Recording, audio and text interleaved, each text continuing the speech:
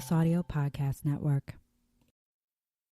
ChatGPT Plus is free for college students through May. Here's the thing. You've got a lot to do between now and then. Studying for finals, writing papers, trying to keep your life on track. And ChatGPT can help with all of it. It can quiz you for your econ exam, make a study guide from your French notes, plan out your meals and study breaks. It can get really specific on how you like to learn. It can even help you come up with ways to stop procrastinating. So from now until summer break, take advantage of all the ways ChatGPT can make your life easier. Restrictions apply. Whatever the occasion, effortless elegance is right this way. Because Hilton brings you new ways to stay courtesy of the Nomad London. And it doesn't stop at award-winning dining in a space draped in velvet and illuminated by vintage chandeliers. No, this day goes beyond with unparalleled personalized service and attentive hospitality. Oh, and did we mention the Nomad London can be booked using your Hilton Honors points at Hilton.com? Hilton, for this day.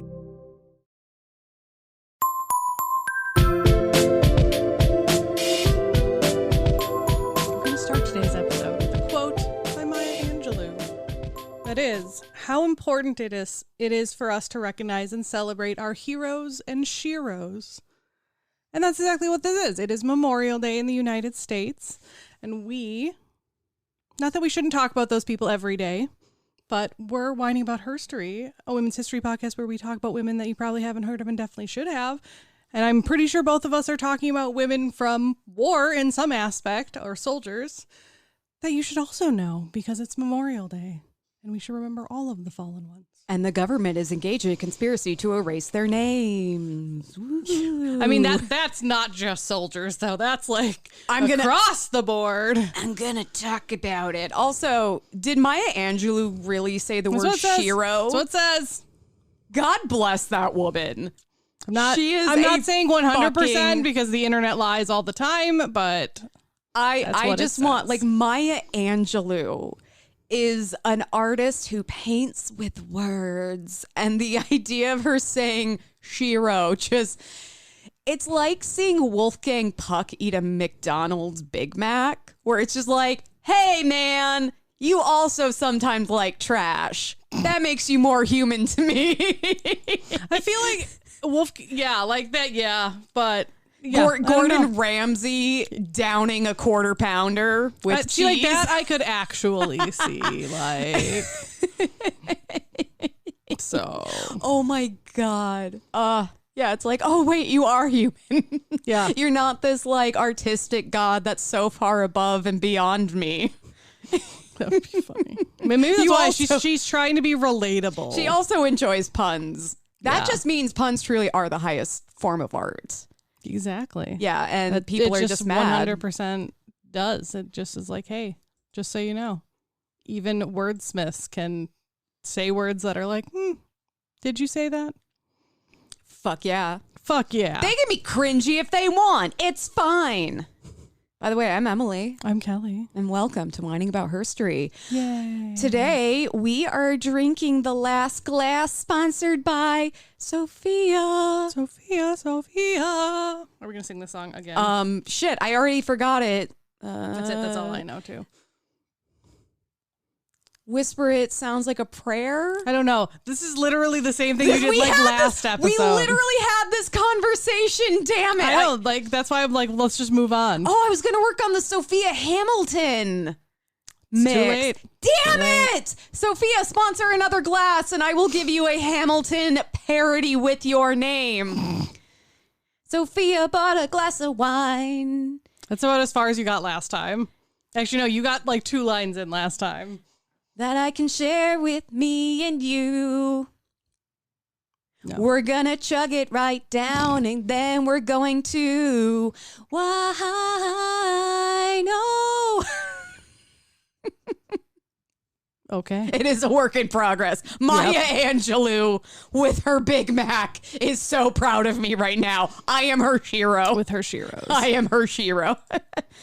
Oh my goodness. Well, seriously, Sophia, I cannot, but like, seriously, again, congratulations on turning 21. It is so exciting. It is an exciting time. It really is. When you kind of start exploring like bars and alcohol and like some of those things. And just Did you just say, oh, bars? I thought you said R, is it alcohol? And I was like, why are you suddenly a pirate, Emily? Arr, when my mates come ashore and we're looking for the booze and the booty. I think you can. We're good. Well, cheers to Sophia. It's an exciting time for you. It is all just starting, and it will all continue to just be starting until you die. Like the second, if you ever are like, oh my God, I'm in my 30s now and I still don't know what's going on. You're not supposed to. It's fine. You never actually know what's going on. That's the great secret of life. Yeah. And it took us 5 glasses of wine to get there. So cheers. Cheers. I mean, you gotta like, drag out the anticipation. You can't just like go all in with the secret of life glass 1. That's not how that works, Emily. No. When you're giving life advice, there has to be foreplay. By the way, what are we drinking, Kelley? We are drinking. I kind of skipped a step. I was so excited about Sophia bought a glass of wine. We are drinking Papillou, which I think is a play on Papillon because it's a butterfly, by Gerard Bertrand. It's made with organic grapes, just in case you were worried. Gerard Bertrand. Yeah. So it says, like the birth of a butterfly, Papillou evokes revelation of the delicate pink bubbles when the bottle is opened. Fruity and tasty.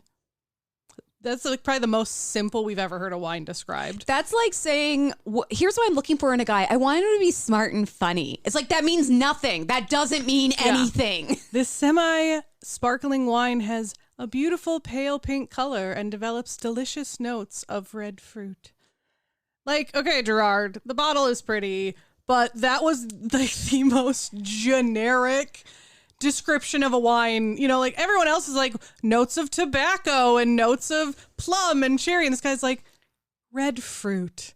It's tasty. I imagine it's like everything in French. It's the shero description. It's the shero description. But I imagine it's like everything in French. Like when said in French, it's like, whoa, what did you say? And you're like, I just read a McDonald's 5 for $5 menu. Yeah, exactly. Like, it is good though. It's not like what I normally drink, but I enjoy it. It's perfect for that. Spring has finally arrived. Yeah. In our dear Minnesota. So like, it's thank so nice. God. Yeah. I'm not in the mood for like a heavy red. Yeah. Maybe later. I wanted something but fruity. Yeah. And it's good. It's very light. I haven't even tasted it very yet. Crisp. Because we keep talking. Well, then I know we already talking. cheers. I should have. I'm You talking. talk, I'll drink. Kelley, if you just need me to start talking and not actually say anything so you can drink your wine, I don't know what you're waiting for. That's literally half of this podcast. I know.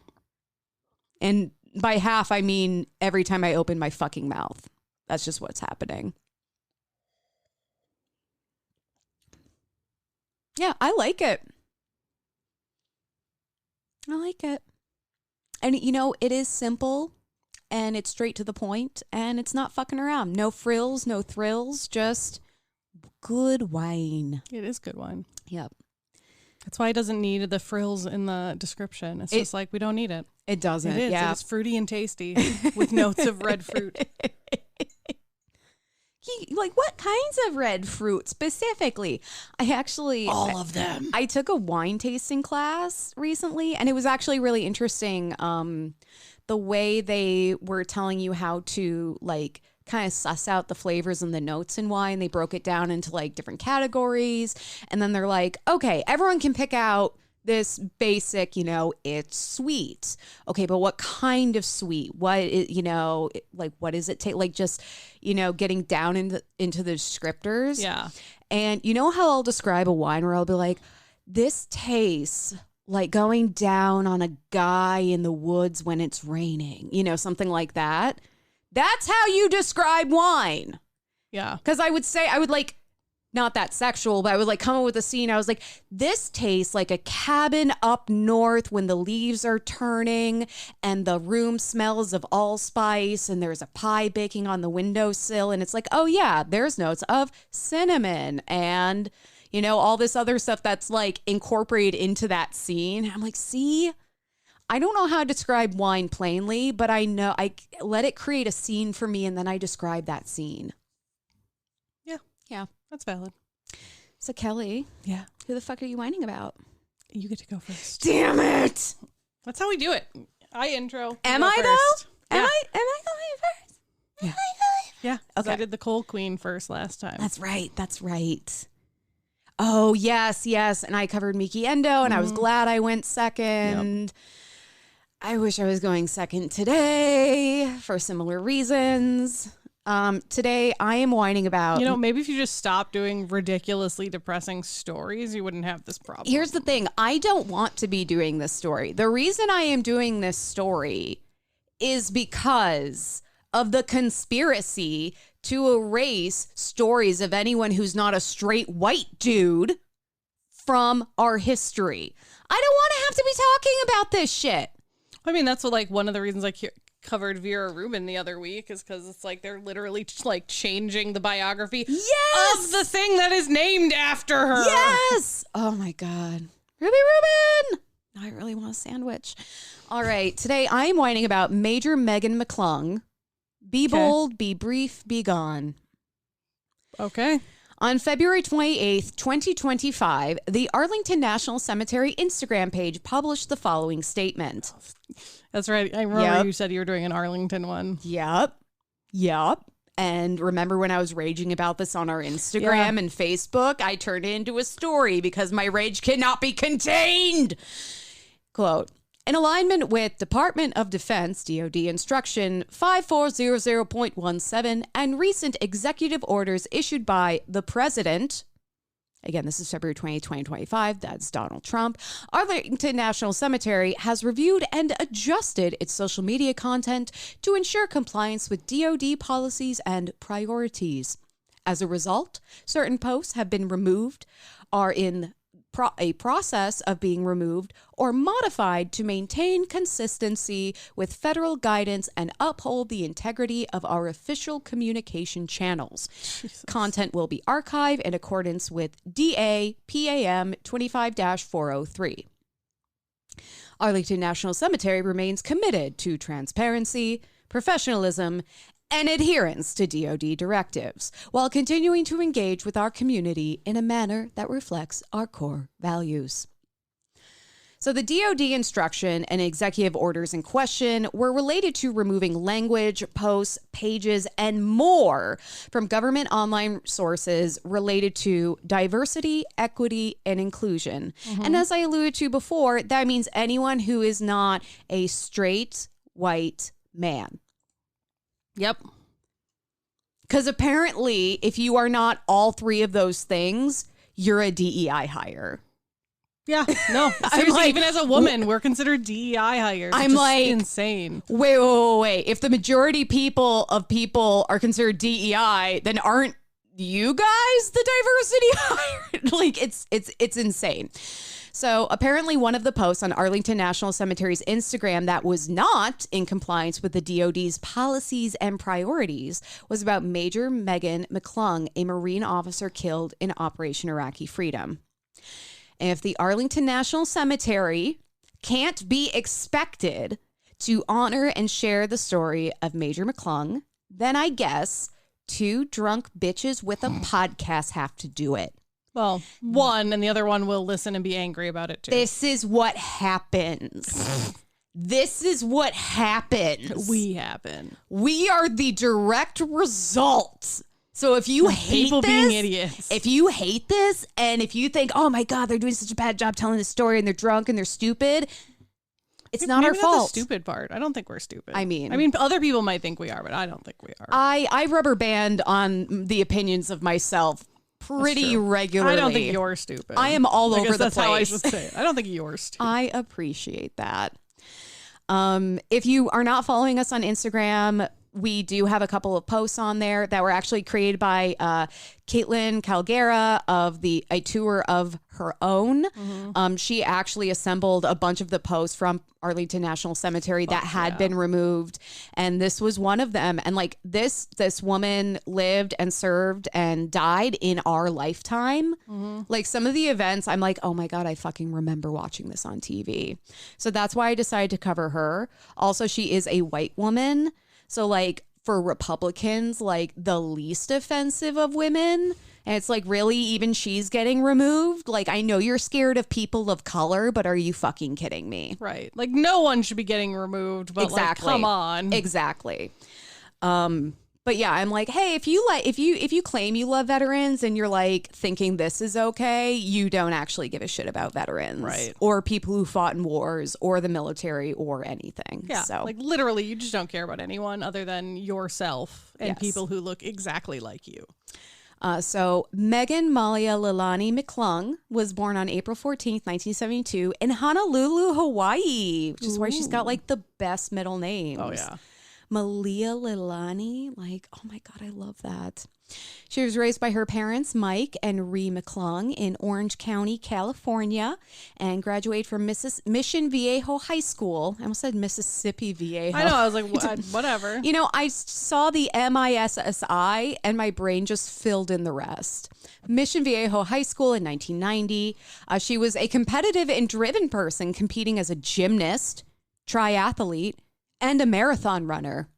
Wow. All of those, I'm sore. I'm sweating. Yeah, I know. I'm like, I'm already in pain. Thanks. Throughout her high school and collegiate career, she actually competed in 6 Ironman competitions. And like, here's what I know about Ironman competitions. They be hard. But to put in perspective. That's all Emily knows. Yeah, Just like, they be hard. They be hard. I never do.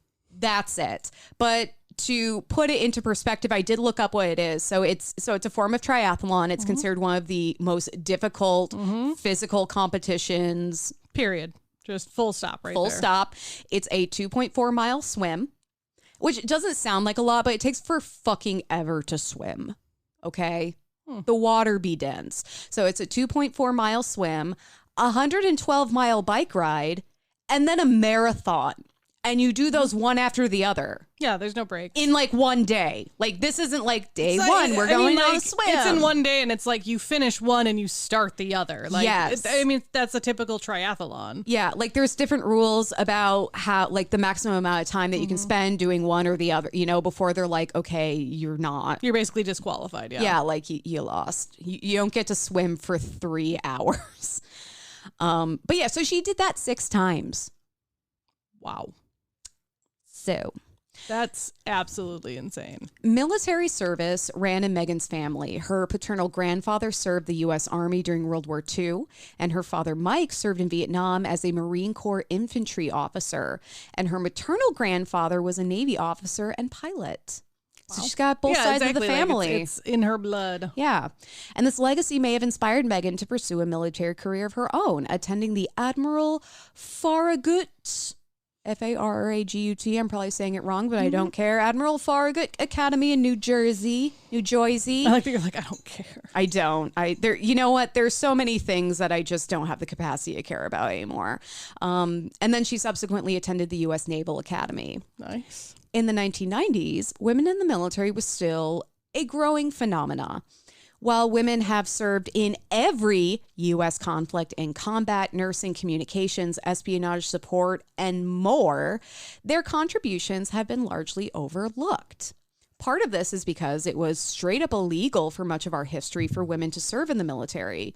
Women who served in combat had to disguise themselves as men. I was gonna say, it wasn't until 2016 that women were allowed like on the front lines of combat. Yep, I might 2016.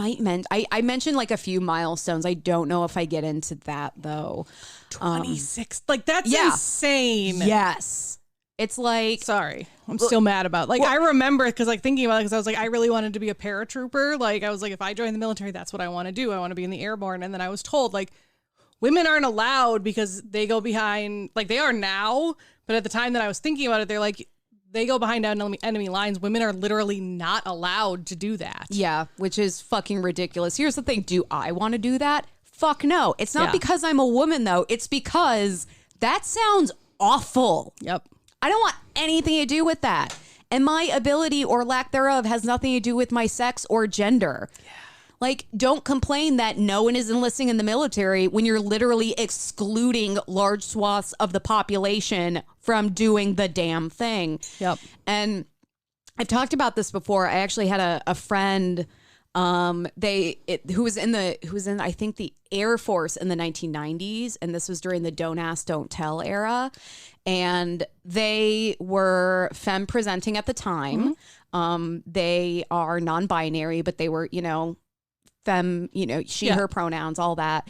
And they were telling me about having to straddle this line between being competent enough not to lose their job, but asking enough questions to like make the men around them feel less insecure and threatened. Wow. And especially as, a queer individual, like if it got out at all that they were queer, it was that was it. It was awful. And I covered that one woman, with that, and like how her daughter was also traumatized by like not letting anyone know her mom was a lesbian and all this other stuff. So there was a lot going on in the 1990s for women in the military.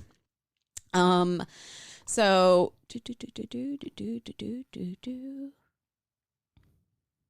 sorry, I totally lost my spot. Oh, here we go.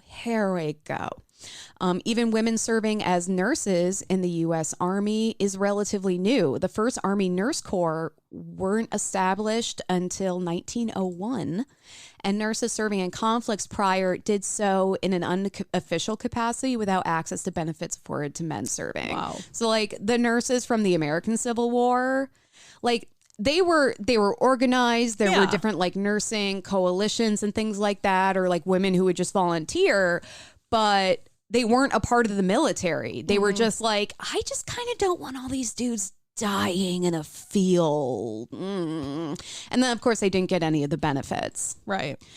It wasn't until 1967 that women could be promoted to general and flag ranks.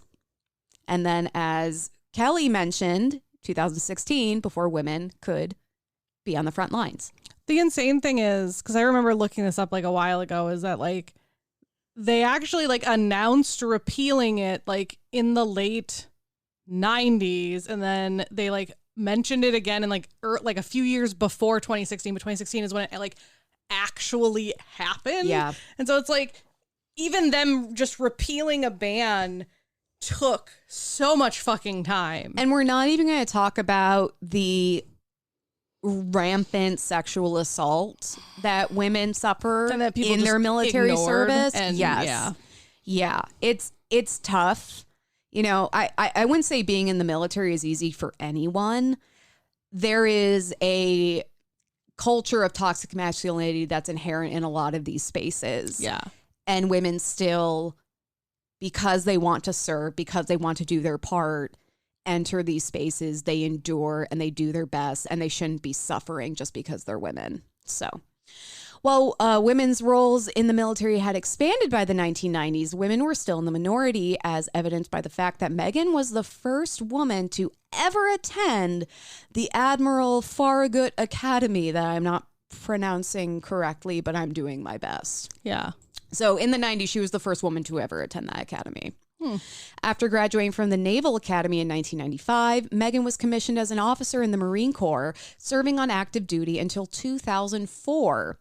But she didn't leave military life. She joined the reserves and worked as a private contractor in Baghdad, working for an engineering company. And this was actually a pretty common career route for a lot of people who were serving in the military at that time.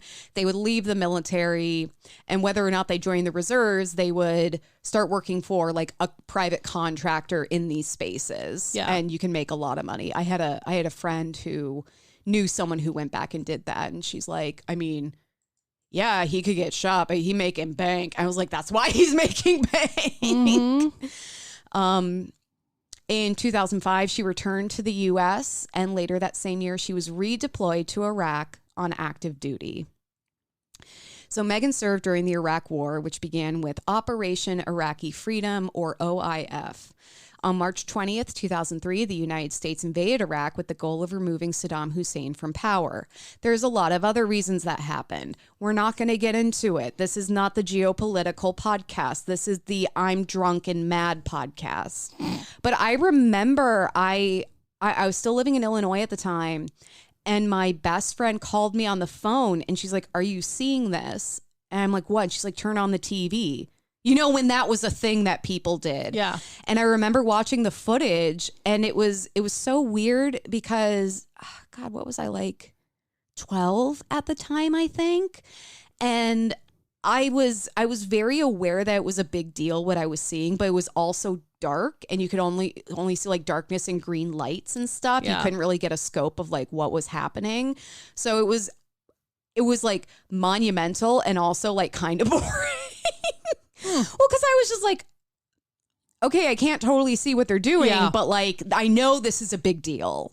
You know, but I was also 12 and couldn't put it in the full context. Like, I'm watching our country invade another country. Like, it just, you don't process it the same when you're a kid. You don't fully understand what's going on. Yeah, and I was like freaked out, but also I was like, but I don't know what's going on, and it was a lot. But yeah, I remember watching that on TV. So when she wasn't working, Megan was studying for her master's degree. And Kelley, you're going to love this, in criminology. Nice. At Boston University, which nice. Boston University is bougie. She completed much of her coursework while stationed in Iraq, which takes the idea of online schooling to an entirely new level. Yeah. Like, Jesus Christ. Can you imagine, like, the dog ate my homework. My computer exploded. Yeah.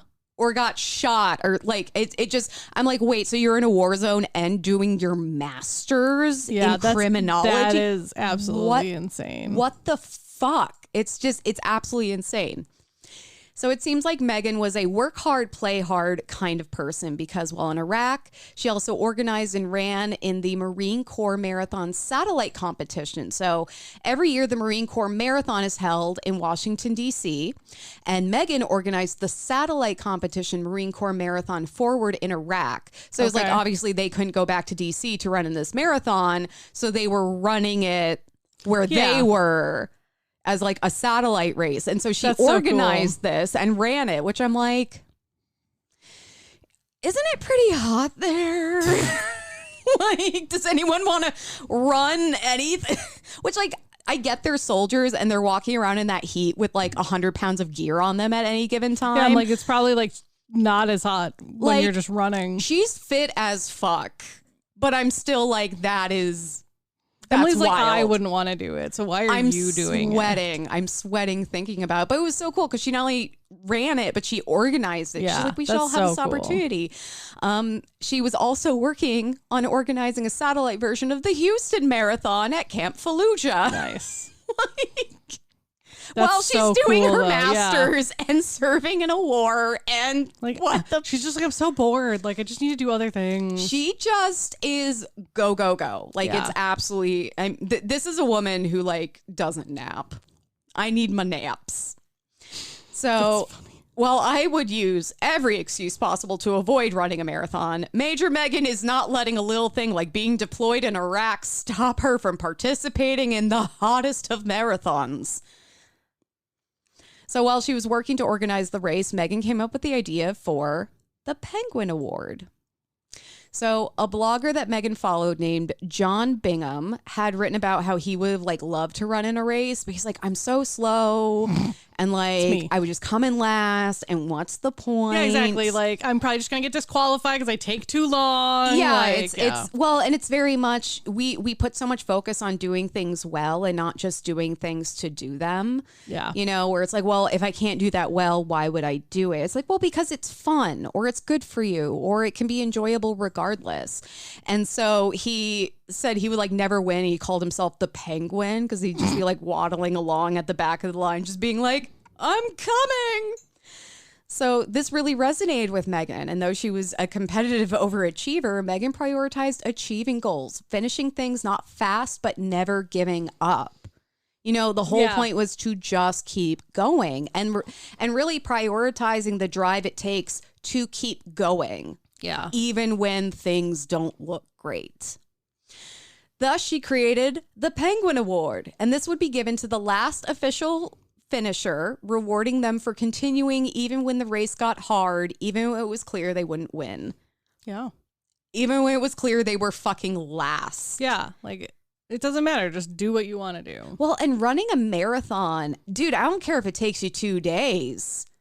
it's an incredible achievement. Yeah. You know, and then there are people who get addicted to it and, you know, start like trying to actually win those races, and good for them. But just to complete a marathon is an insane feat. It is. Like, even if you come in like, dead you should last, always be proud of yourself because you completed it. Yeah. I will never complete a marathon. I don't want to. It sounds boring. Boring. Well, you're just fucking running for like 3 hours. I know, but it just sounds funny the way you said it. God, it's just, I barely have the patience for a 5K. That's like the most I can mentally handle right now. And even then, like the last like little bit, I'm like, are we fucking done with this yet? I'm like, I'm done. I don't want to do this anymore. My mental strength is not great. Yeah. I mean, I feel like I would be the same way of just like, especially like if I was last and like I got to the point where I like couldn't see anyone else, I'd be like, nope, I'm done. I don't even want to. Calling a Lyft. Yeah, exactly. Going to McDonald's. I don't know if I would do that. I'd probably just go home and take a nap. Jamming down on a Big Mac with Wolfgang Puck. Well, Maya Angelou calls me her shero.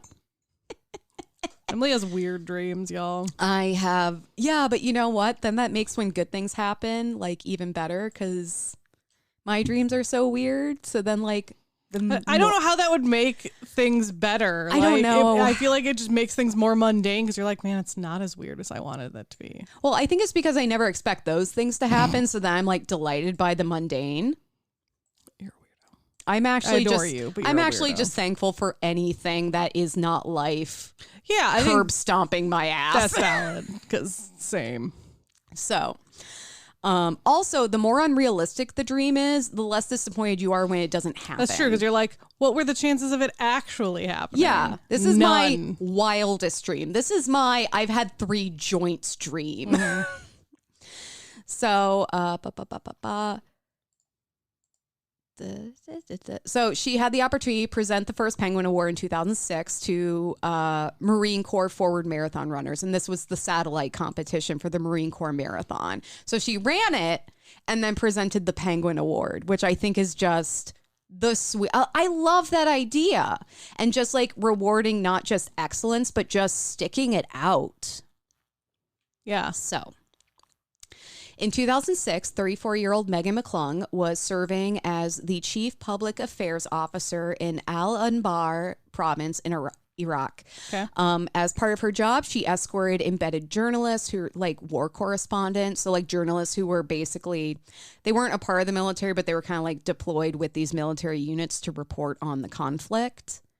And that was like, yeah, I get that. Like there have been war correspondents since wars have happened, but the concept of the embedded journalist became really more of a thing during like the Gulf War and the Iraq War and all of that.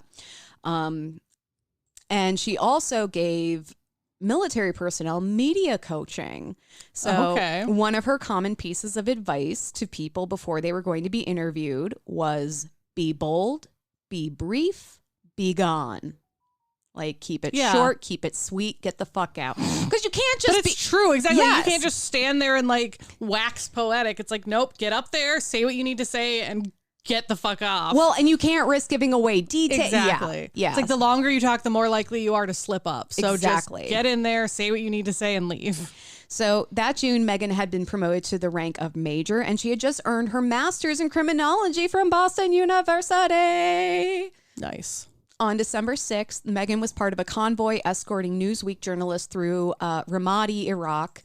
Earlier that day, she and her team had actually been escorting Oliver North and a Fox News camera crew, which I'm just like, get fucked, Oliver North. Are you fucking kidding me?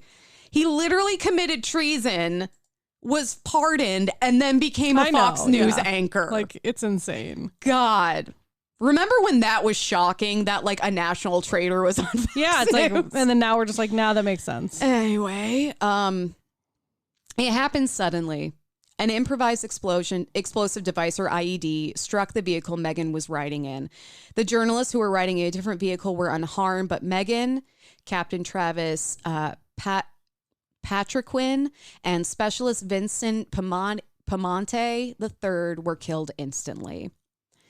December 2006 actually proved to be one of the bloodiest months of the conflict, with 119 service members being killed that month alone. Jeez. Megan's family and those who worked with her were devastated. Megan's older brother, Michael McClung, said of her death, quote, "The war impacted my life. It was the reason Megan was overseas and the direct cause she would not return. It changed the dynamic of my family, of my parents, and of how the rest of my life would be. Now, years later, I understand that grief changes shape, but never goes away." Which the idea of grief changing shape but never going, I think that's really appropriate. Yeah. Because you learn to live with things, but it's never gone. Like this idea of closure or acceptance, it's a myth that there's an end. It's like, no, things just continue to change. She was buried in Arlington National Cemetery on December 19th, 2006 with full military honors. Her tombstone is engraved with the piece of advice she frequently repeated: be bold, be brief, be gone. Which feels prophetic in the absolute worst way. It hurts. It hurts reading that in this context. Yeah. Well, and it's like, it is like, she never meant it as like your life. She meant like when you're like speaking about something, but like to have it reflected in her life. But is really her life was bold. It was brief. And then she was gone. Yeah, exactly. And it's heartbreaking. She's only 34 and she was active duty for over 10 years. Like it's so sad. Megan McClung has the dark distinction of being the first female Marine officer killed in Operation Iraqi Freedom and the first female graduate of the U.S. Naval Academy to be killed in action in its over 160-year history. Like at that point, it's older now, but in 2006, it was over 160 years old.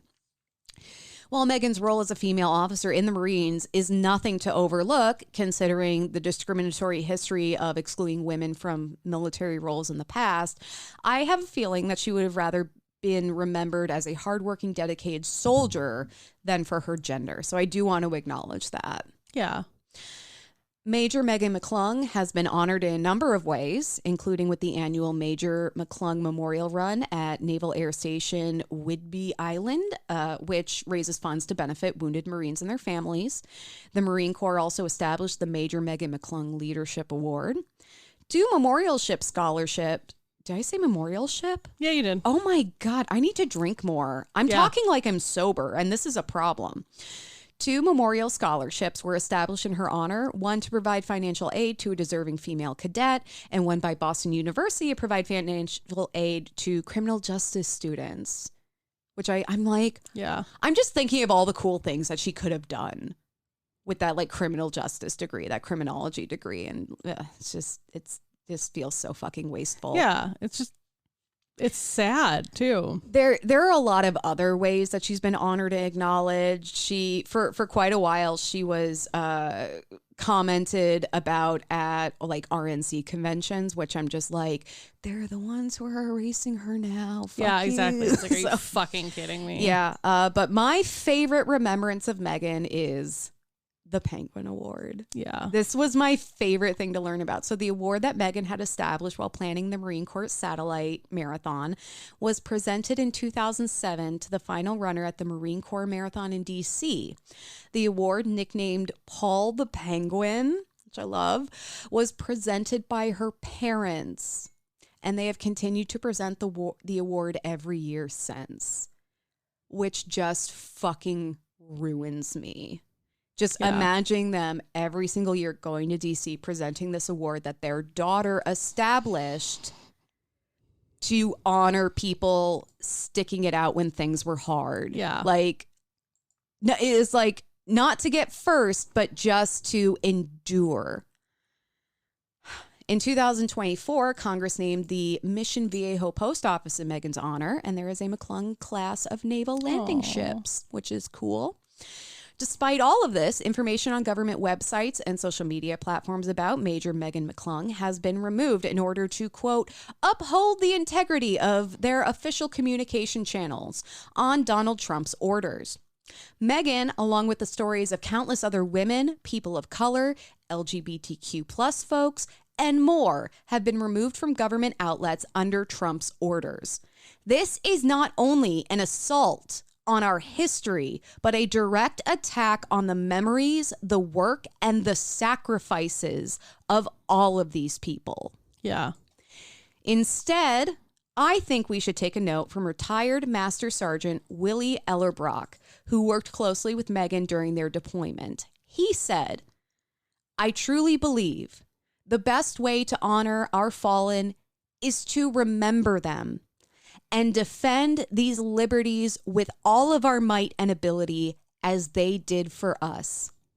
Love deeply and live greatly." Yeah. For them and yourselves. I do like that. So that is the story that we all need to remember. Arlington National Cemetery removed from their Instagram at the orders of the president, Major Megan McClung, who was killed in action. Because apparently she's too subversive. And I wonder why they think that. Yeah. Bullshit. But like seriously, these are some of the casualties of this administration. This is the modern rewriting of our history, our stories. And I feel like women's history topics get criticized because it's like, oh yeah, well, no. Everyone should be acknowledged. You know, it's not just women. It's everyone. It's like, hey, I agree with that. But you know why we're calling out women specifically? Because historically, they have been erased. Yeah. Their stories haven't been told. So we're telling them. Now, if they were told with everyone else's, we wouldn't be doing this, would we? Right. It's like there's a problem and then people are mad at you addressing the problem instead of acknowledging the problem in the first place. Yeah. So it's crazy. Yeah, we shouldn't have to have a women's history podcast. That shouldn't even be a relevant topic. No. I mean, I'm glad it is. I really enjoy doing this, but like that should have been it should be a mainstay in classes, just like every other type of history. Exactly. Yeah. So Kelley, who the fuck are you whining about? Is it less of a bummer? I mean, war, so what is it good for? Absolutely nothing. Yeah, exactly. Cool. So mine is like slightly less of a bummer, I guess, but not, war. There's no Nazis though, and mine is not like modern by any, like not even close to modern. It was kind of intense, like reading through this, and because these were things I was aware of. You're talking about like her over in Iraq, and I'm like, yeah, I remember that stuff. Or I'm like, I remember where I was in December of 2000. These other things. It's insane. But then it's like I'm learning about them now as an adult with all the historical context and like a grown-up brain when I was experiencing them as a literal child. And yeah, we didn't know what was going on. It was just scary. Well, there were so many the news was speaking to audiences, and by audiences, I mean, in my perception to me, using all of these words and talking about all these places and things as if everyone knew about this already. I'm like, whoa. I need the introductory course to what the fuck is going on. Yeah. Yeah. So Kelley, who are you whining about? I am whining about Margaret Corbin. Margaret Corbin. So originally, Margaret Cochran, prior to marriage. You got another Cochran.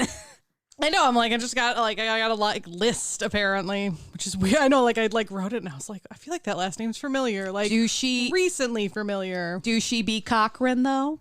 What'd you do, Emily? What does that mean? Stop asking. If you know, you know. Stop asking. Don't worry about it. So she was born in Weston, Pennsylvania. I don't know what their accent is.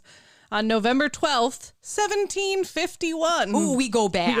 We go way back. In what is now Franklin County. Her parents were Robert, an Irish immigrant, and his wife, Sarah.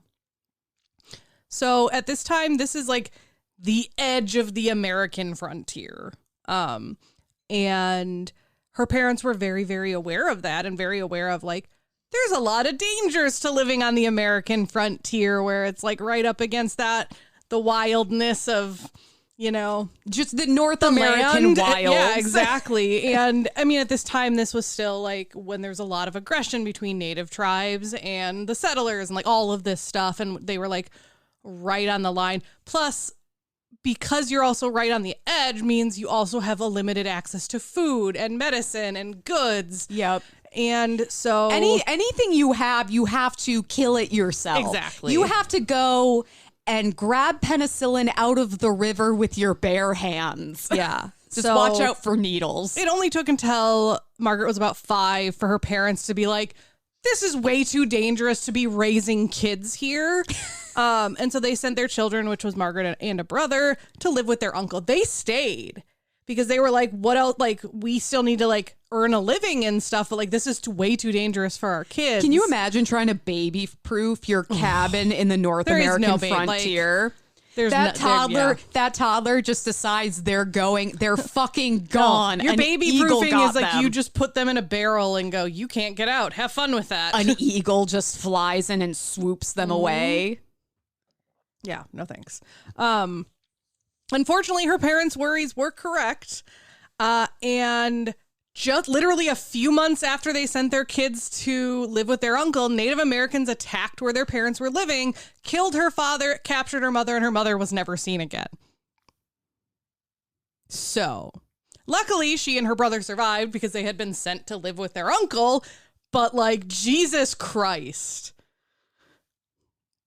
I'm sorry. I did not see. No, yeah. Like the parent, like I was like, you thought it was gonna be one of those, or you thought it was gonna be one of those things of like they died of dysentery, or they were scared and dangerous, but like it was fine. No, they got a bad batch of penicillin from the river. No, So dad was killed, mom was captured and probably killed, or not even guaranteed though, because like they did often kidnap women and then just like integrate them into the tribes. That was actually a common practice is like within tribes. So I read that book about, I think it was Jemima Boone, and they were talking about like the intricacies of like politics between differing indigenous tribes and how it's like, well, this person was born of this tribe, but as a child they were abducted by this tribe, and now they're growing up in this tribe and they're a part of that, and they actually fight with their former. It's like, it's so interesting and like also I'm like, I need to write this down and draw a diagram. But I feel like there was another woman, not uncommon. I covered that like her and her mom got kidnapped by like a native tribe when they were like, she was a kid, and they were just like raised as part of the tribe, and like it didn't matter. Yeah, but it's insane. But so she would, like I said, never see her mother again, obviously never see her dad again because he died, but she would continue living with her uncle. Obviously this is the 17 whatevers. We don't have a lot of like details beyond that, so we know like she continued living with her uncle, and then she married a man named John Corbin. Can I just say, obviously, this is the 17 whatevers is like one of my favorite things that you've ever said. Thanks. I can see that on a t-shirt. Obviously, this is the 17 whatevers. Everything was awful.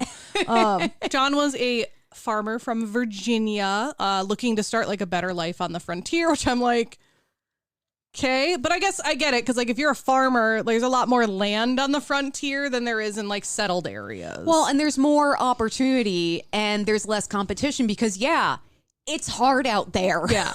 So they got married in 1772. So Margaret would have been a appropriate age of 21, probably actually considered old at this time. But, fucking you never know. So the Corbins would live in Pennsylvania on a small farm for about 3 years until John would enlist in the 1st Pennsylvania Artillery to fight the British in the Revolutionary War. Yeah, we're going way back. Okay. So with John joining the army, that meant Margaret had a decision to make, which is interesting because a lot of people are just like, oh, she must have just stayed home. It's like, they didn't have any kids. So like, she could have stayed home. But like, look at her making decisions and having autonomy like a human being. But like the fact that they didn't have kids and stuff like that, and the fact that Margaret didn't really have any family, the reason she had a difficult decision was because that put her in a very difficult position, because that meant without John home, she was completely on her own, which meant she would have to provide, protect herself if anyone showed up, can keep whatever farm they had going all by herself because they didn't they didn't have any kids. Yeah. But they didn't have any family either. Yeah, you can't run a farm by yourself. Yeah. So what Margaret did choose to do was follow John.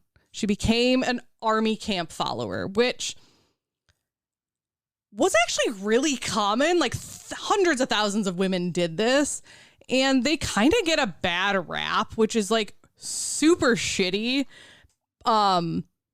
Because like not that they should have received any special treatment. They didn't receive any special treatment. They faced the same conditions as soldiers and all of this stuff, but they also received, that bad reputation. A lot of people viewed them as like sex workers, or, there was like, there talk about like sexual assault. There was a lot of that going on because people assumed they were sex workers. And it's like, no, I'm following my husband or my brother or my dad. Like, I just didn't want to be left alone by myself. Hey, I have an idea. Let's create a society where we make women completely dependent on men, and then we take those men and then send them to war, and then slut shame the women who have to follow them because they're completely dependent on their men.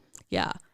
Even like George Washington didn't view them favorably, but he allowed them because he understood that they did keep the army running well. And actually, like, even though he didn't like camp followers, his wife Martha actually did come along, like not all the time, but like she would come and like hang out quite often. So I'm like, so what? You just don't view her as a camp follower, even though she's doing the same things that they do? Well, no. She's different. That's why we constantly have to be like, hey, that's someone's mother, sister, daughter. We have like, think about them as a person that you might actually care about. But so here's the thing I want to bring up is like, even though they're called camp followers, that's not like, they didn't just like literally like trail along behind the army.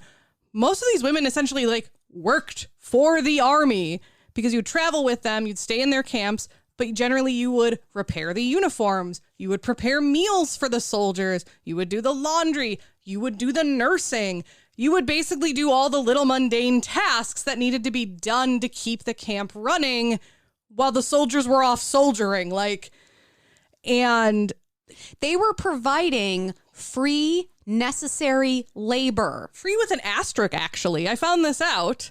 Some women, not all, so all women received rations from the military, which I was like, good. And some women, particularly the ones that would do like the more like almost running their own business style, so like the tailors and stuff like that, actually did receive like a wage. Essentially, like they were running their own business. Okay. But yeah, like most of them weren't paid anything, but they're because like, they were just doing whatever chores were there to do. Yeah, like people are doing chores to keep the camp running. Some women are basically setting up these pop-up shops wherever everyone's setting up camp, and they're like, hey, I'll sew that hole in your pants for a pittance, or I don't know, old-timey money speak. Right. 1700s, whatever. She would also often bring water to both thirsty soldiers and for overheated cannons. And she, along with many other women, like I actually like went down a weird rabbit hole, acquired a nickname known as Molly Pitcher. And there's actually like a story about who Molly Pitcher is. And it's kind of between Margaret and one other woman. Oh my gosh, I had it up and then I lost it. There it is. Named Mary Hayes, because Margaret and Mary, Molly was often a nickname for that. Mm-hmm. And they're the two most common that it's attributed to. But even historians are like, yeah, it's kind of like there's a lot of different candidates and like women that did the same thing. But Margaret was one of the people that kind of like had that nickname of Molly Pitcher, which is kind of funny.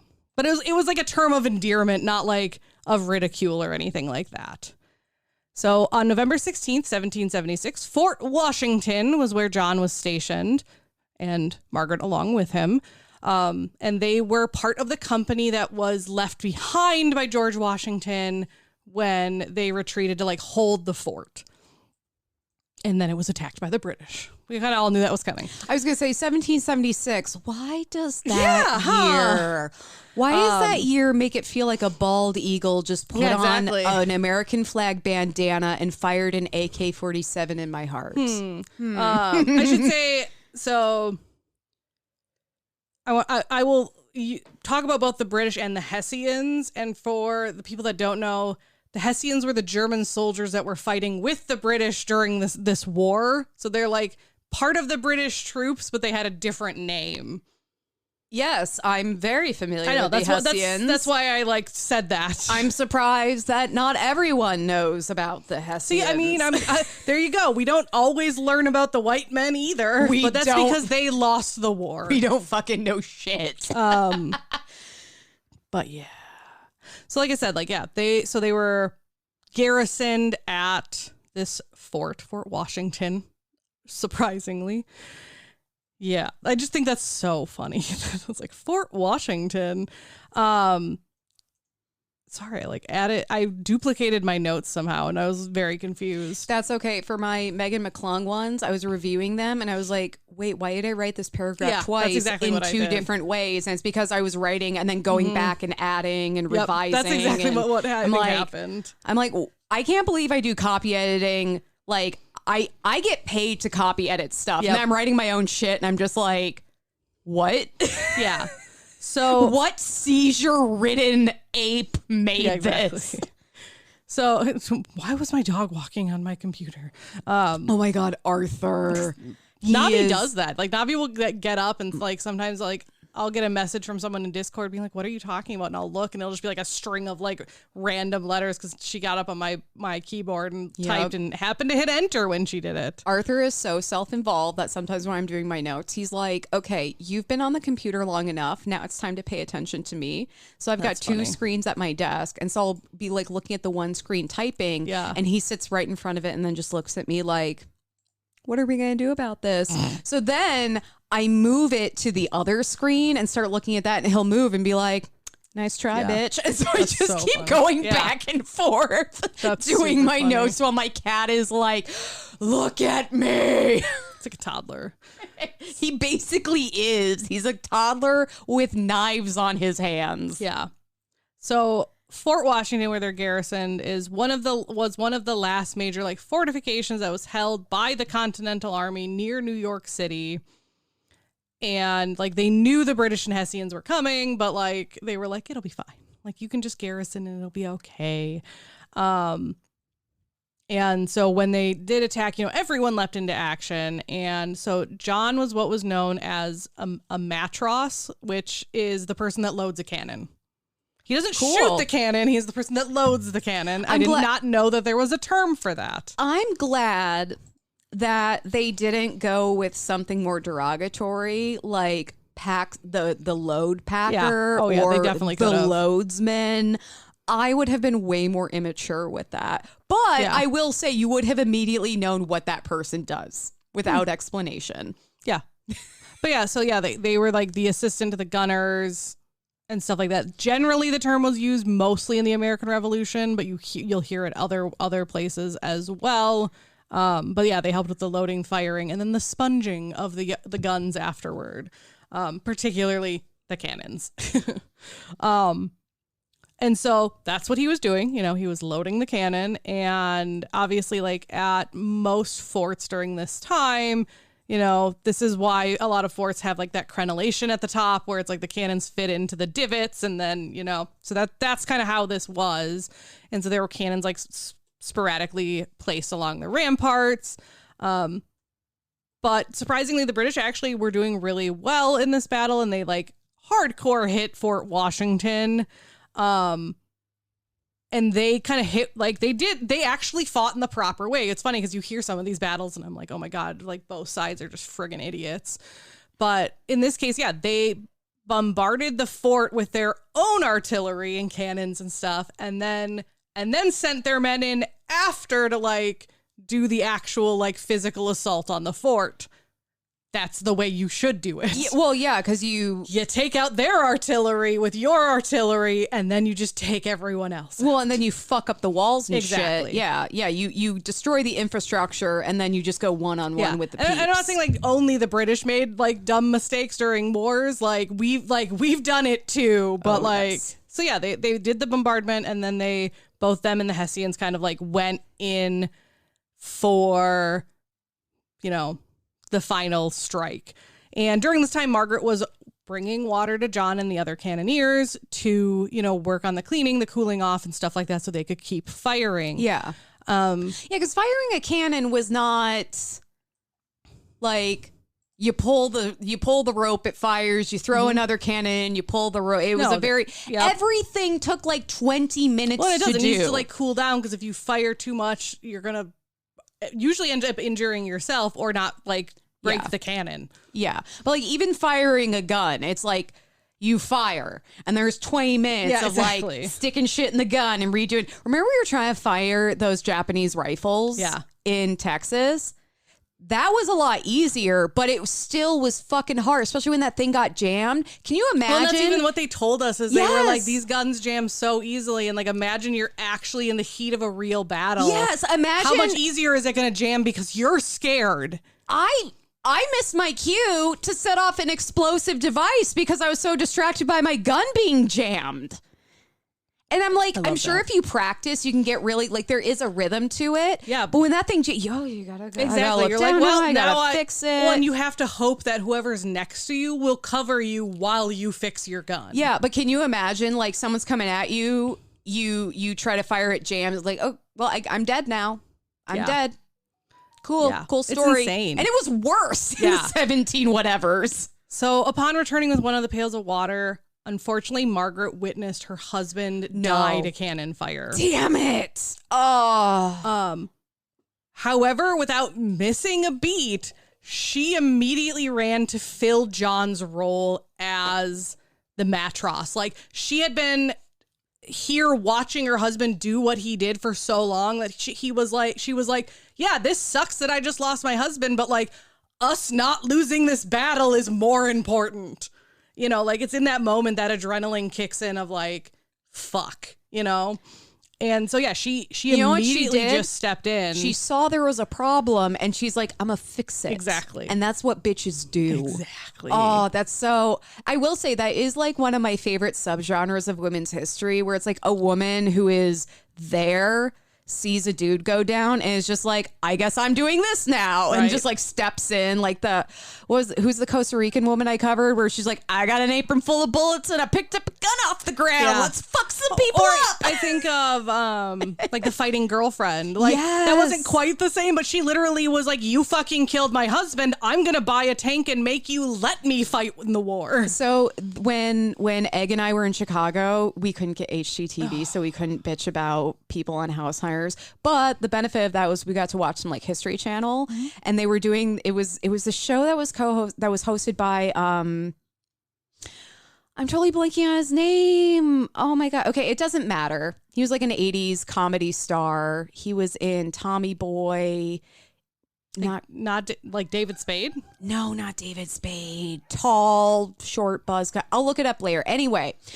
Sorry, when I think of Tommy Boy, I just think of like the two main characters. I know there are more people in that movie, but that's all I think he was one of the guys that they were trying to sell brakes to. Dan Aykroyd. Oh, yeah. Dan fucking Aykroyd. There we go. Anyway. Yeah, he does a lot of history stuff. He narrated a dinosaur documentary, and I was like, is that Dan fucking Aykroyd? I know, like, he does have that voice where you're just like, I know that. Well, and he's got like a good voice, but also a no nonsense where it's like, the sauropod. I'm not going to try to do it, but you know what I mean. Did they talk about the Fighting Girlfriend? They did, That's awesome. It was super funny. So what they would do is they were like, the theme of this week's episode is crazy stories of revenge, and then they would like tease the story and then start telling it, and they're teasing the story. I'm like, Fighting Girlfriend.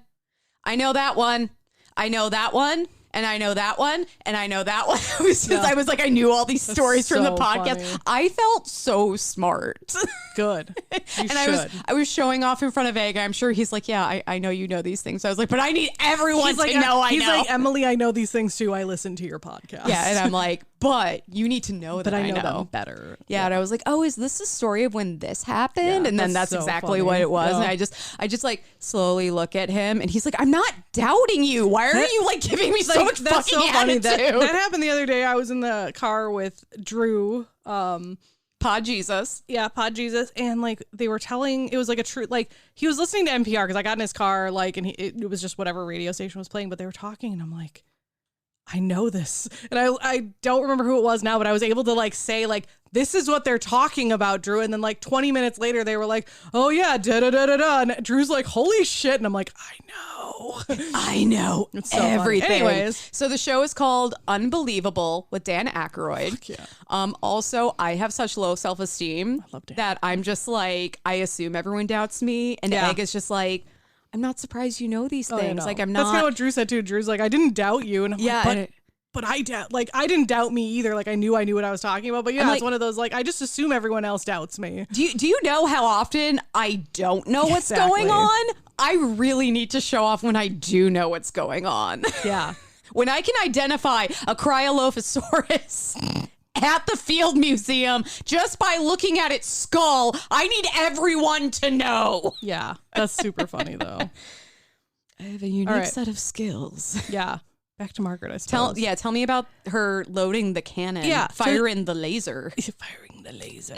So, like I said, she immediately filled John's role in the crew because she had been watching and knew what to do. And with her help, the cannon was able to continue to fire. And the British hit near that cannon at least 3 more times, causing severe wounds to Margaret in her left arm, her chest, and her jaw. So this was a fight the Americans did not win, and the British actually pretty quickly overran, like quickly in the form of like, it was probably still several hours because like Emily said, like you shoot a shot and then you wait 20 minutes and then you shoot a shot, but like quick for the revolution. They overran Fort Washington, capturing any remaining patriotic forces, including Margaret, because despite life-threatening injuries, like, here's the thing. People were actually pretty nice back then. So, like, they captured him, but they treated her. Like, they were like, shit, you're super wounded. Let's get you medical treatment. And so they did, and they were able to save her life. Margaret survived this battle. Jesus. She received treatment, and actually after this battle, the British returned her and several other prisoners, mainly women and other injured soldiers.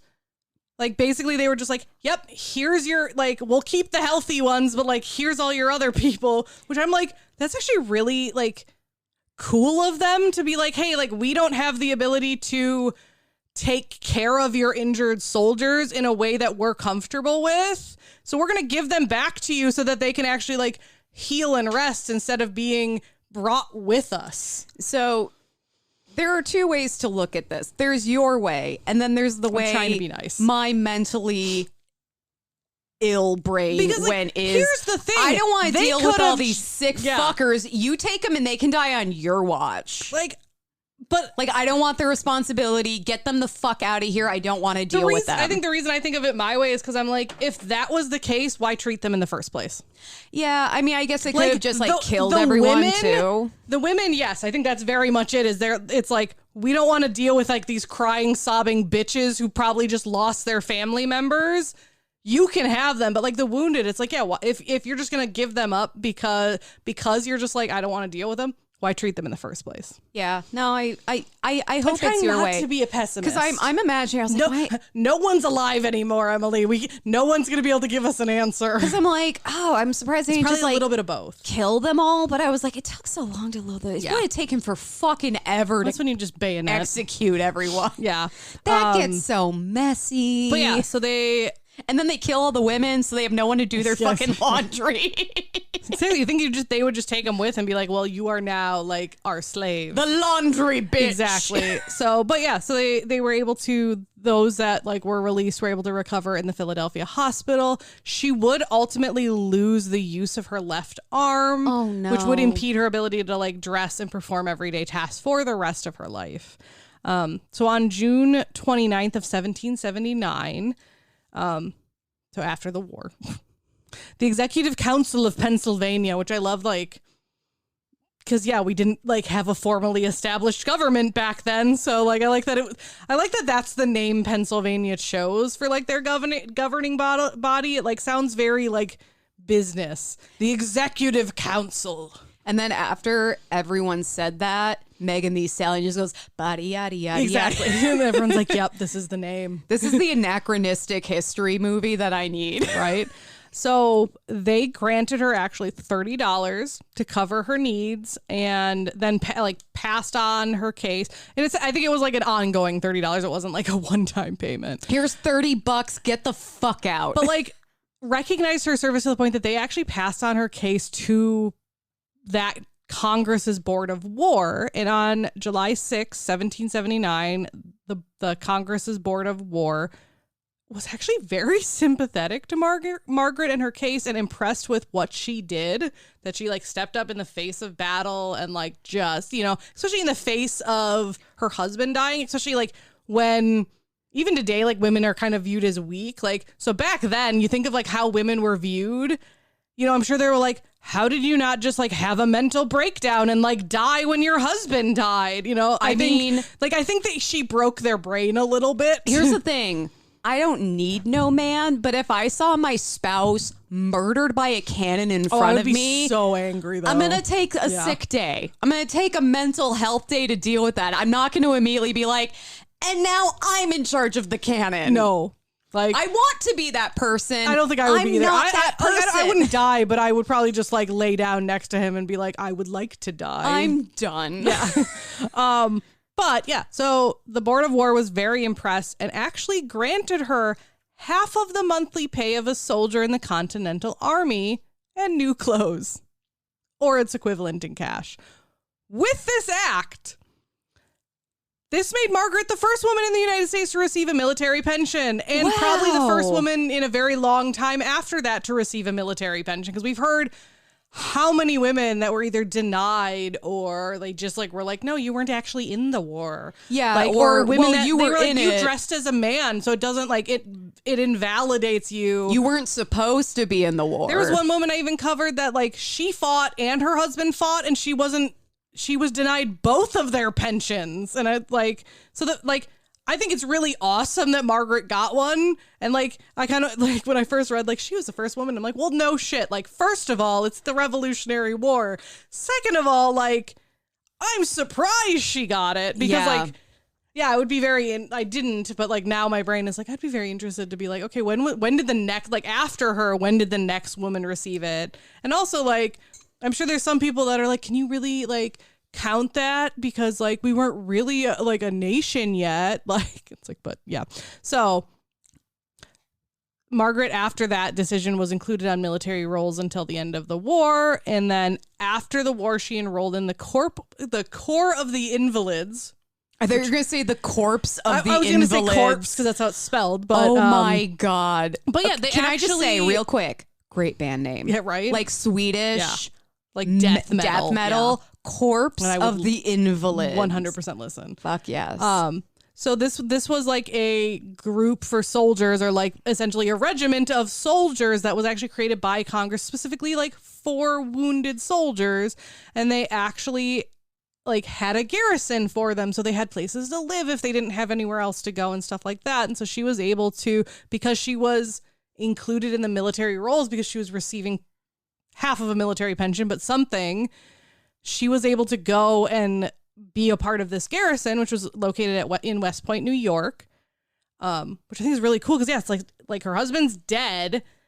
She probably assumes someone just took over the farm. She wouldn't be able to, like, she's disabled, you know, like. I was going to say, she has one functioning arm. Yeah. Like, she's a disability babe now. And so, like, I love that they did that because, yeah, I'm thinking of, like, just all the people that probably didn't have a place to go or didn't have people to care for them. Well, it's not often that we hear of the United States and the military actually taking care of, you know, wounded and injured and disabled soldiers after a conflict. So this is a nice change of pace for all of us. Right.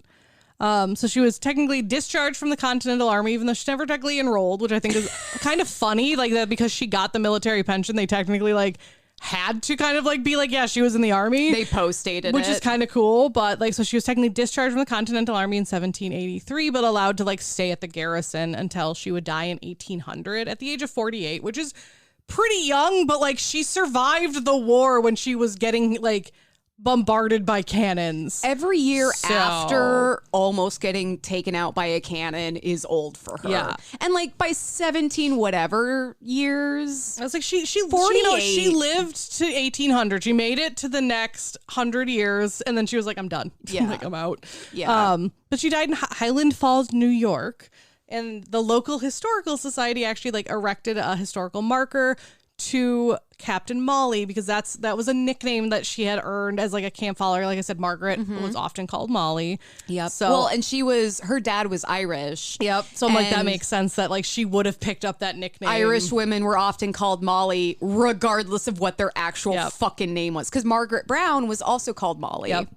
So she is buried near West Point, not in, but near. And though she technically only served, quote unquote, in the army for a short time, this really like goes to show like camp followers and women during the Revolutionary War kind of in a different light. So there are like several memorials or different things that have been erected to her over the years. So there is like near the scene, like near where, because I don't think Fort Washington still exists, but like near Fort where it was, they have like a memorial to it, and then there within like the park that ended up being like erected on that site, there is the Margaret Corbin Circle, which is like I think it's like a driveway circle, like I was like, like a roundabout. Please tell me it's a rhombus. Yeah, that would be super funny. There's also a plaque honoring her in the Chamber of Commerce in Washington Heights, which I think is awesome. And then there's a large Art Deco mural depicting the Battle of Fort Washington in actually, like, weirdly enough, an apartment building. But she is depicted in that. And according to the New York Historical Association quote, Margaret Corbin was honored as no woman of the Revolution has ever been honored before. Meaning, like, they actually put her in a painting intentionally. So what I think is really interesting about Margaret's story is you started this with, there were a lot of women who were camp followers, and they were camp followers for a million different reasons. Exactly. Margaret is notable because of this moment. Her husband is killed in front of her. She takes over with the cannon. You know, it doesn't turn out great. You know, they lost, but, you know, she's recognized for this act of bravery. And I just have this sneaking suspicion that is not a story unique to Margaret. Oh, God, no. Not to take anything away from her, but I just have a feeling that she is not the only woman who is in a situation like that or acted in bravery in a situation that no one expected anything of them. She was just recognized for it. One of the other main woman that they think like the Molly picture story is like based on actually has an incredibly similar story where like she also manned a cannon to help her husband. Well, and that's what made me think of it when you were like, there are two different women who might be Molly Pitcher, and I'm like, there's more than two. Just those are like the main two. I bet there are a lot of women who are doing that shit. Well, and that's why I even said like it's not just about her. Like her story illuminates like camp followers in general, and that's why I actually chose to like talk about her, is because it's like a lot of those camp followers, we're not going to know their names or we're not going to know like their stories, but because we can know Margaret's, it can be like, hey, like there were these women that were doing these mundane roles that stepped up to do amazing things. And even the mundane was so needed, because even George Washington recognized like our camps wouldn't function without these women. No, yeah. I'm really glad you covered her story, because even when I was talking about Major Megan McClung, and I was talking about like the nurses in the American Civil War and like how they were kind of operating in an official capacity, that's a great example of women doing that. And they were punished for it. Yeah. They were seen as sex workers. Hey, some of them maybe they were. Get that bread, girl. Yeah. But, you know, this whole idea where it's like, oh, I can abuse this woman because she's like less than human. And, you know, like it's just the undocumented labor that women have been expected historically to put in, and that has contributed economically to our whole country without being acknowledged, is insane. Yeah. So I have a few more things quick. Oh, yes, One please. that I find slightly amusing and sad at the same time. Oh. So I remember I mentioned she wasn't buried in West Point. So in 1926, the New York State chapter of the Daughters of the American Revolution, or DAR. DAR, not DARE. That's different. Dar. Verified Margaret's records and recognized her heroism, and basically were like, hey, you guys, she should be buried with like full military honors. Like if you're going to give her any kind of military pension, like why wasn't she given a military burial? And so they dug up what remains they thought were hers and reinterred them with full military honors in the United States Military Academy at West Point. And they erected this like beautiful monument. And then in 2017, an archaeological study revealed that the remains were not Margaret's. They were actually some random dudes. I was actually kind of hoping it was like a rabbit or something. God, like not even exactly. Like, why did you think these tiny bones were a person? It was a beaver. It was some like random dude. And so they don't actually know like where her remains are. Like they know like the general location, but they don't like the graves weren't marked. Yeah. Damn it. I think that's like the sad and kind of funny part. They tried so fucking hard. Every year, DAR still presents the Margaret Cochran Corbin Award for Women in Military Service. Like with like kind of it's kind of like a, you know, like Silver Star or whatever, like a Medal of Honor style thing of like you did really outstanding. And then in June 2021, so very modern, the Manhattan campus of the New York Harbor Healthcare System of the Department of Veteran Affairs, Jesus Christ, renamed itself the Margaret Cochran Corbin campus. I'm like, that's actually less of a mouthful than like the paragraph of a name you had before. And I did look it up. It is still named that. They have not taken that away because I would have slapped somebody. Well, Harvard is fighting with the current administration, so they're not going to be removing any of that shit. It was the first such like VA facility in the United States to be named after a female veteran. Wow. That's kind of... It came about because Senator Kristen Gillibrand and Congresswoman Carolyn Maloney, so a senator and a congresswoman, like introduced and then pushed for this bill. And it was signed in January of 2021 and then renamed in June of 2021. You'll love to see it. So, I mean, and that really goes to show like empowered women, like modern empowered women being like, hey, we should recognize this woman from the past. Like, you know, that like speaks to our empower women of like, yes. And two, like, I think part of it is like I said, like, it's not fully just about Margaret. Like it's about all of the women that were in this Revolutionary War that we don't know their names and stuff like that. Margaret is this stand-in for all of those women because we know her name. Yeah. Also, I straddle the line of, okay, yeah, it's great to name women or buildings after women and erect statues and things, but also let's just like address the actual problems because a statue is not going to help me keep my rights. That being said, there are people who are like, well, why did you bother to rename the building? Like, that was so pointless. It's like, okay, cool. Like, naming a building isn't a big deal. Then why don't we get rid of the white supremacists that all those buildings are named after? Oh, you can't do that. That's erasing history. That's what I was saying. Like, it's not a problem until people are like, so, yeah, like, why are you taking down Confederate statues? That's a part of our history. It's like, so are these fucking women. Like, yeah, I agree with you that it's like, building the statue and like naming things after people, like that doesn't help. Like we need more than that.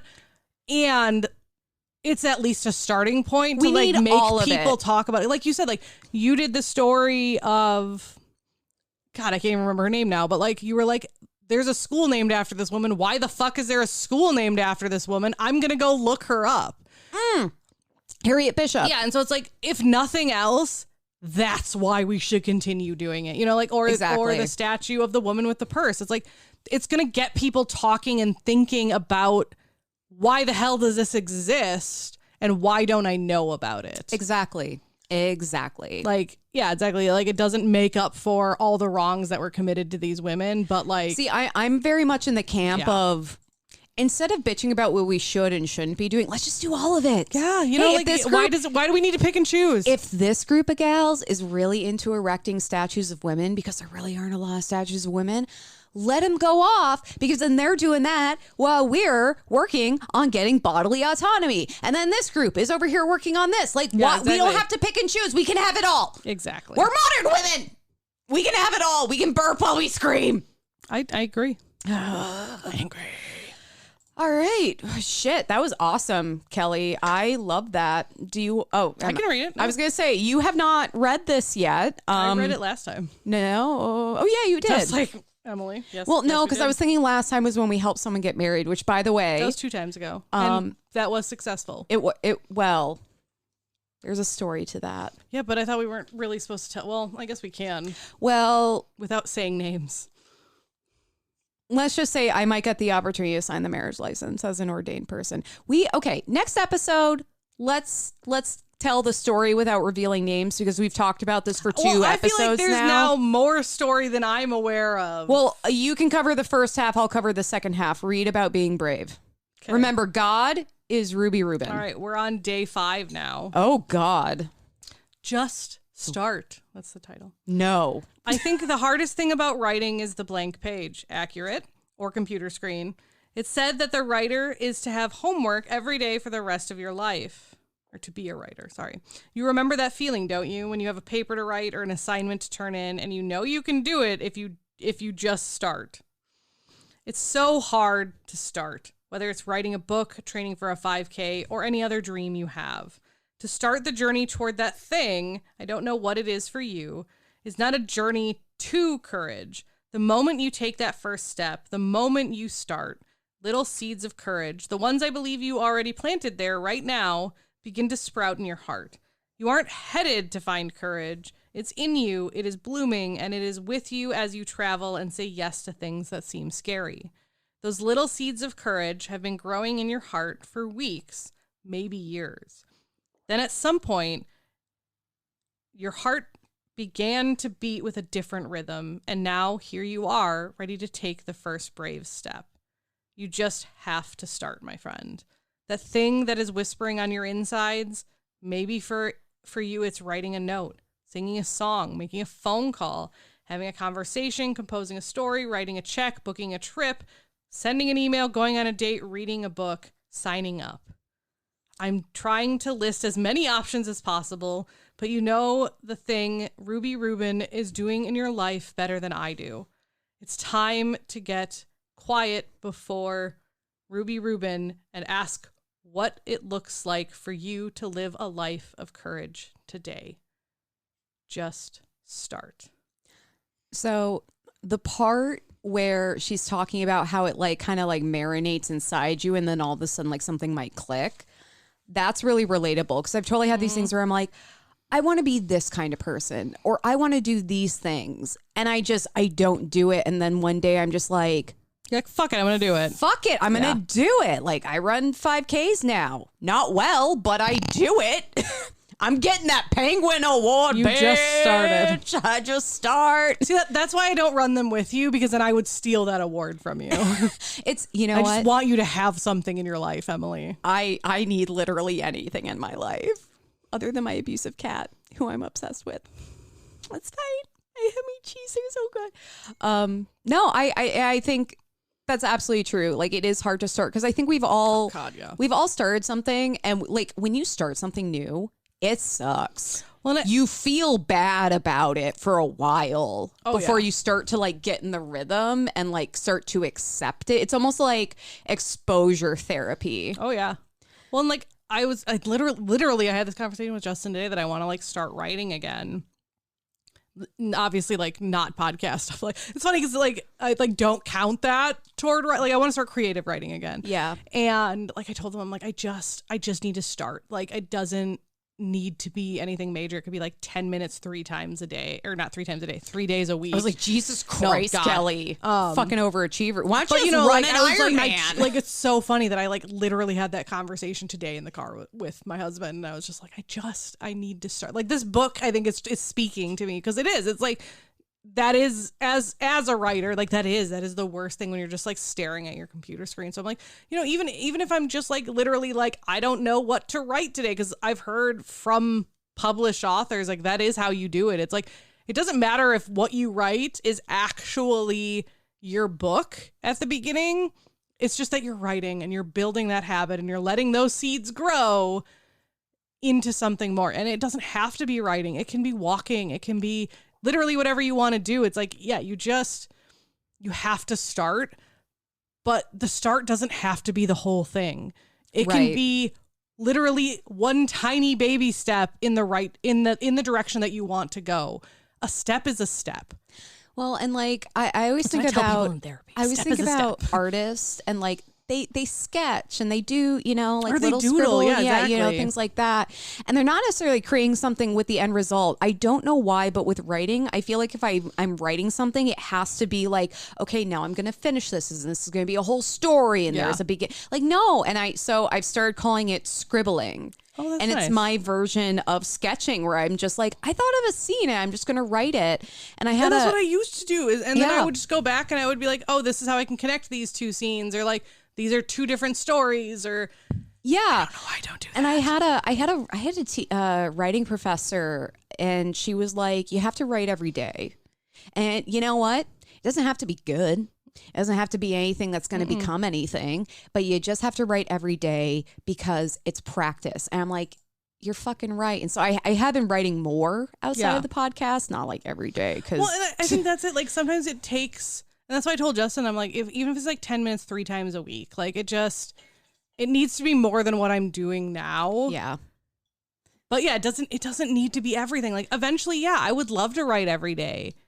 Right now, that is not where I'm at. I will say I have definitely grown as a writer through doing this podcast. Oh, yeah. I was gonna say, like, I think if we listen to like how we present our stories from season 1 to now, or not even season 1, episode 1 to now, there would be a big change for both of us. Yeah. Like I definitely, I do more of a narrative. It's less of a book report. Mine's still pretty a book report, but like I kind of mix it up a little. But it's not strict book report. I think now that we've done this for 6 years, we also recognize these reoccurring themes in our stories. Yeah. And like, especially for you, this isn't just the story about Margaret. This is a story about every camp follower. And, we acknowledge that Margaret is the name we know. Hers is the story we get to know. Hers is not the only story. Like we just, there's more depth that we all have. There's more context that we have when writing these stories that I think just makes them more rich. I agree. Well, thank you, Ruby Rubin, for guiding us with your holy hand. Brave. God bless Pod Jesus. Thank you so much for listening to another episode of Whining About Herstory. Like us on Facebook at Whining About Herstory, Instagram at WAHPad. Our website is whiningaboutherstory.com, where you can find a link to our merch, a link to all of the places to listen to us, little bios about us. You can also find a link to our Buy Me a Coffee, where you can sponsor a glass of wine for $5, just like Sophia, or spend $15 and we'll personalize the bottle that you get. Or you can go to our Patreon and donate for as little as $1 a month to get bonus content, and also join us for monthly happy hours. We just had one. It was awesome. Egg is a patron. He didn't just get to join because I'm dating him. He's paying for it. That's actually what Justin said, because his hand appeared on screen. Yes. And I was like, you can join us. And he's like, I'm not a patron. Like, you're our IT guy, but okay. Egg is a fucking patron. He gets to be a part of this, but he joined me in person.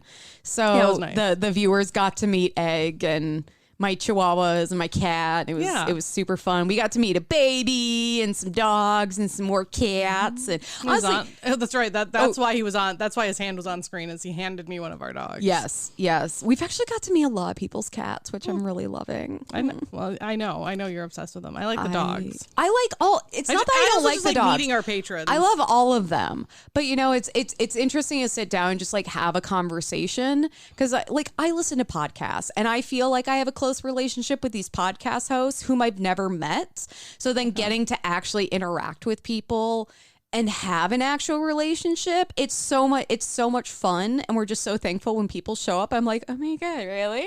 You're voluntarily spending time with us? What the fuck?